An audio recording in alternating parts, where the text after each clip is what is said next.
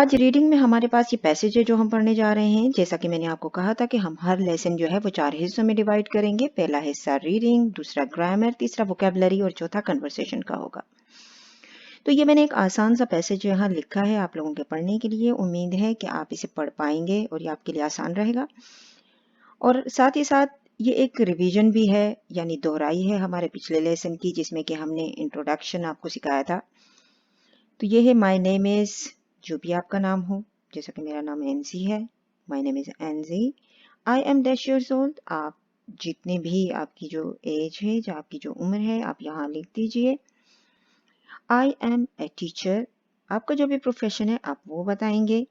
I teach in an international school.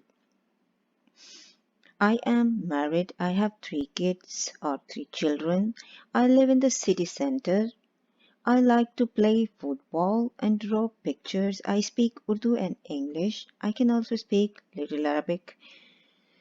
तो यहाँ पर ये एक आसान सा पैसेज है, इसे पढ़ने की कोशिश कीजिए, बार बार दोहराइए। अगर किसी के सामने आप नहीं दोहरा सकते, बेहतर ये होता है, इंग्लिश सीखने का तरीका ये है कि आप किसी दोस्त के साथ इंग्लिश में बातचीत करें या उसे सुनाएं।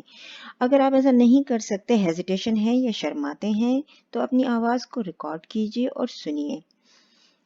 इसी तरह आप अपने मिस्टेक्स पे कंट्रोल पाएंगे। या फिर शीशे के आगे प्रैक्टिस कीजिए, ये बहुत ही आसान तरीका है। या फिर अगर आप ये सब कुछ नहीं कर सकते, तो फिर एक बहुत ईजी तरीका है कि जो कुछ आप उर्दू में कहते हैं, अपने जहन में उसे इंग्लिश में ट्रांसलेट कीजिए कि अगर यही बात आप इंग्लिश में करते तो कैसे करते। तो ये है सीखने के तरीके। इसके बाद हमारा पार्ट 2 ग्रामर है। पिछले लेसन में मैंने आपको पार्ट्स ऑफ स्पीच का इंट्रोडक्शन करवाया था। आज मैं थोड़ी सी डिटेल बताऊंगी, उनकी ज़्यादा आगे नहीं जाएंगे, क्योंकि अगर हम एकदम से सारा कुछ करने की कोशिश करेंगे तो ना पिछला आप याद रख पाएंगे, ना ये आपको याद होगा। लिहाजा थोड़ा थोड़ा करके कीजिए, मगर अच्छे से याद कीजिए। तो मैंने आपको 8 पार्ट्स ऑफ स्पीच बताए थे, जिसमें noun, pronoun, verb, adjective, adverb, preposition, conjunction और इंटरजेक्शन थे। अब इनका इस्तेमाल हम कैसे करते हैं? कोई भी जुमला आप ले लीजिए, कोई एक सेंटेंस, उसमें ये तमाम हो सकता है कि कंजक्शन इंटरजेक्शन हम यूज़ ना करते हों, लेकिन बाकी जितनी भी चीज़ें हैं वो तमाम हम यूज़ करते हैं, तभी एक सेंटेंस बनता है। तो अब जैसा कि नाउन है, नाउन एक्चुअली है क्या? नाउन हम किसी भी जगह, किसी शख्स या किसी जानवर के नाम को कहते हैं। चीज़ों को जानने के लिए हम मुख्तलिफ नामों का इस्तेमाल करते हैं, वो नाउन कहलाता है। प्रोनाउन हम नाम की जगह इस्तेमाल करते हैं। जब हम नाम का इस्तेमाल नहीं करते तो प्रोनाउन का इस्तेमाल करते हैं। जैसे कि अगर हम अली अगर नाम है और हम उसे नाम से ना बुलाना चाहें, तो वो ये कह के जब आप बात करते हैं तो इसका मतलब आप प्रोनाउन का इस्तेमाल कर रहे हैं। फिर है वर्ब। वर्ब जो है वो जुमले में एक्शन को जाहिर करता है कि आपका नाउन या आपका सब्जेक्ट जो है वो आपके सेंटेंस में क्या कर रहा है। अगर वो कुछ कर रहा है या उसके साथ कुछ हो रहा है तो वो वर्ब कहलाता है। फिर है एडजेक्टिव। एडजेक्टिव जो है वो आपका जो नाउन है उसको मज़ीद डिस्क्राइब करता है या उसकी वजाहत करता है कि वो दिखने में कैसा है। फॉर एग्जाम्पल, टॉल बॉय यानी कि लंबा लड़का। अब लंबा जो है यहाँ पर वो एडजेक्टिव हो गया। इसके बाद है एडवर्ब। एडवर्ब जो है उसका इस्तेमाल कई जगहों पर होता है। वो वर्ब को मॉडिफाई करता है, जैसे कि किसी काम के तरीके को बताता है कि वो किस तरह हुआ है। इसके अलावा जुमले में एडजेक्टिव वो होता है जो कि नाउन को मॉडिफाई करता है, मगर एडवर्ब जो है वो एडजेक्टिव को मॉडिफाई कर सकता है या फिर किसी दूसरे एडवर्ब को जुमले में मॉडिफाई करता है। ये जब आप एडवांस लेवल पे जाएंगे तो आपको इसकी ठीक से समझ आएगी कि एडवर्ब के को किस तरह इस्तेमाल करते हैं। खैर, इसके बाद है प्रीपोजिशन। इंटरजेक्शन जो है वो एक एक्सप्रेशन है जो कि सेंटेंस में एक किस्म का पॉज या ठहराव लाने के लिए इस्तेमाल होता है। जैसा कि जब आप बहुत ज़्यादा खुश हों, बहुत ज़्यादा एक्साइटेड हों, तो इसका इस्तेमाल होता है। जैसे हुर्रे, वाव, ये तमाम इंटरजेक्शंस होती हैं। आहिस्ता आहिस्ता हम इनमें और मज़ीद एडवांस लेसन्स पढ़ते जाएंगे। अब है हमारा वोकैबुलरी। वोकैबुलरी में लास्ट टाइम मैंने आपको सिर्फ ये बताया था कि हम घर से शुरू करेंगे। मैंने आपको फ़र्क भी बताया था कि मकान और घर में क्या डिफरेंस होता है। साथ में मैंने आपको बताया था कि हमारे घर में क्या क्या हिस्से होते हैं। तो आज ये बेडरूम का छोटा सा हिस्सा लिया है मैंने कि उसमें जो फर्नीचर होता है उसे क्या कहा जाता है। आप सोच रहे होंगे कि ये तो हमें मालूम है, फिर ये क्यों पढ़ाया जा रहा है। लेकिन ऐसी बहुत सी चीज़ें होती हैं और बहुत से ऐसे लोग होते हैं जिन्हें बहुत सारी चीज़ों के नाम पता नहीं होते, लिहाजा ये उनके लिए है। अगर आपको मालूम है तो इग्नोर कीजिए, आप इसे आगे बढ़ जाइए, फॉरवर्ड कर दीजिए। तो यहाँ पर यह है, सबसे पहले यह है बेड, जिस पे, जो कि पलंग हम उर्दू में कहते हैं, उस पे रखा हुआ जो फॉर्म होता है वो मैट्रेस कहलाता है। साइड के जो टेबल होते हैं, या तो ये अगर ड्रॉवर के बगैर होते हैं तो ये साइड टेबल्स कहलाते हैं, नहीं तो इन्हें हम चेस्ट ड्रॉवर या साइड ड्रॉवर्स भी कहते हैं। ये हमारा ड्रेसिंग टेबल है जिसमें कि एक मिरर होता है, आईना।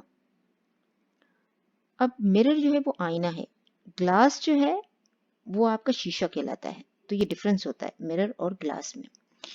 फिर इसके बाद ये ड्रॉवर्स हैं यहाँ पे, ये नीचे कारपेट है।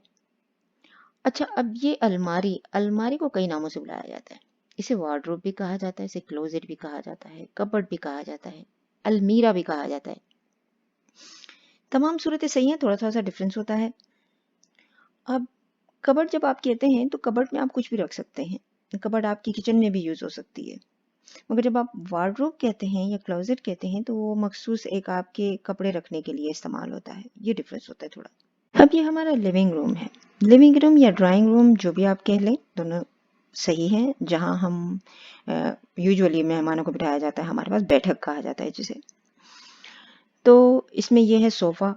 अब सोफ़ा सेट और काउच, अब काउच जो है वो ज़्यादा कॉमन है, लेकिन डिफरेंस क्या है काउच और सोफ़ा में, कि जब आप कुशन्स के साथ जो सेट आता है, या जिसके में हाथों को आराम देने के लिए जो साइड पर जो जगहें बनी होती हैं, तो ये सोफ़ा सेट कहलाता है। अगर ये नहीं है, कुशन नहीं है, ये साइड पे जो आर्म साइड्स हैं जिस पे बाजू रखे जाते हैं वो नहीं है, तो वो काउच कहलाएगा। अब इसके बाद कर्टन्स हैं, पर्दे, सेंटर टेबल है, या साइड टेबल्स भी होते हैं बाज दफ़ा, साथ में हम टी टेबल्स भी रखते हैं। ऊपर जो झूमर लटक रहा है इसे चैंडलियर कहा जाता है। इसके बाद पार्ट 3 हमारा कन्वर्सेशन का है। आज हम कन्वर्सेशन देखेंगे कि जब आप ग्रोसरी करने जाते हैं, यानी मार्केट में ग्रोसरी कहा जाता है उन चीज़ों को जो खाने पीने की चीज़ें आप खरीदने के लिए जाते हैं, वो ग्रोसरी कहलाती हैं। तो वहाँ पर किस किस्म की बातचीत होती है, थोड़ा आसान करके और बहुत ही छोटा करके बताऊंगी। ऐसे ना हो कि एकदम से मैं बताऊंगी तो वो जो थोड़ा बहुत आपने सीखा है वो भी भूल जाएंगे। तो ये है एट द मार्केट। अब शॉपकीपर यानी दुकानदार। How can I help you sir, मैं आपकी क्या खिदमत कर सकता हूँ। कस्टमर, खरीदार। आई वॉन्ट 1 kg पोटैटोज, मुझे 1 किलो पोटैटोज यानी आलू चाहिए। शॉपकीपर, व्हाट एल्स सर, कुछ और। Customer, can I have some green vegetables,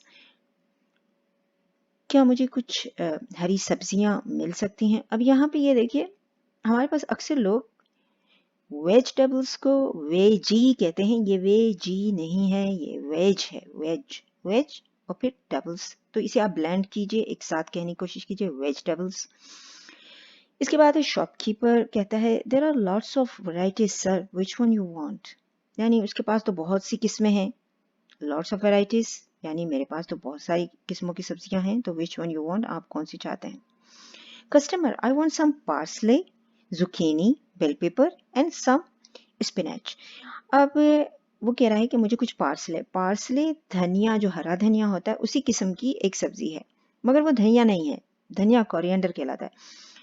अब बिल्कुल उसी तरह होती है, अगर आप साथ में रखी हुई देखें, थोड़े से उससे बड़े पत्ते होते हैं, बिल्कुल थोड़े से मामूली से साइज में बड़े पार्सले और कोरिएंडर में बहुत मामूली फ़र्क होता है। अगर आप उसको स्मेल करें तो आपको फ़र्क पता चलता है, पार्सले में वो धनिया वाली स्मेल नहीं होती, जबकि ये एक ही फैमिली से ताल्लुक़ रखते हैं और अक्सर लोग जो हैं वो गलती से वो ख़रीद के ले आते हैं। इसके बाद है ज़ुकीनी। ज़ुकीनी हम कहते हैं तोरई जो पकाते हैं, हम उसे ज़ुकीनी कहा जाता है इंग्लिश में। बेल पेपर, जिसे आप शिमला मिर्च कहते हैं, जो बड़ी साइज में होती हैं गोल वाले, वो बेल पेपर्स कहलाती हैं। एंड सम स्पिनच, स्पिनच यानी पालक। Shopkeeper, here you are sir, ये लीजिए। Customer, how much for all this, जिस तरह आप पूछते हैं चीज़ें खरीदने के बाद, जब आप शॉपर को पकड़ते हैं तो पूछते हैं कि कितना बना आपका bill. How much for all this. Shopkeeper, $20 sir. $20 या आप अपनी करेंसी में जितना भी देंगे। Shopkeeper, have a nice day. Customer, you too. तो ये है कन्वर्सेशन। अब इसमें खास क्या है, अब देखिए जब हम पूछते हैं हाउ मच, हाउ मेनी, इसका डिफरेंस बहुत से लोगों को नहीं पता। हाउ मच हम वहां इस्तेमाल करते हैं जहां चीजों को हम काउंट नहीं कर सकते। जब आप उसे काउंट ना कर सकें तो वहां हम हाउ मच कहते हैं। हाउ मेनी जब चीजों को आप काउंट कर सकें। तो ये होता है। अब जैसे कि हाउ मेनी मिनट्स, क्योंकि मिनट्स को हम काउंट करते हैं। अब अगर आप शुगर खरीदते हैं तो आप शुगर के एक एक पीस को काउंट तो नहीं कर सकते, तो वहाँ हाउ मच कहेंगे कि हाउ मच। जब आप डाल रहे हो, को पूछ रहे हो कि और कितनी डालनी है, तो हाउ मच, हाउ मेनी नहीं कहेंगे। तो ये डिफरेंस होता है। इसी तरह नमक के लिए भी है, क्योंकि आप उसे काउंट नहीं कर सकते। इसी तरह चावलों के लिए भी है, क्योंकि काउंट नहीं कर सकते। मैं उम्मीद करती हूँ कि आज का लेसन आपको पसंद आया होगा, आपके लिए आसान रहा होगा।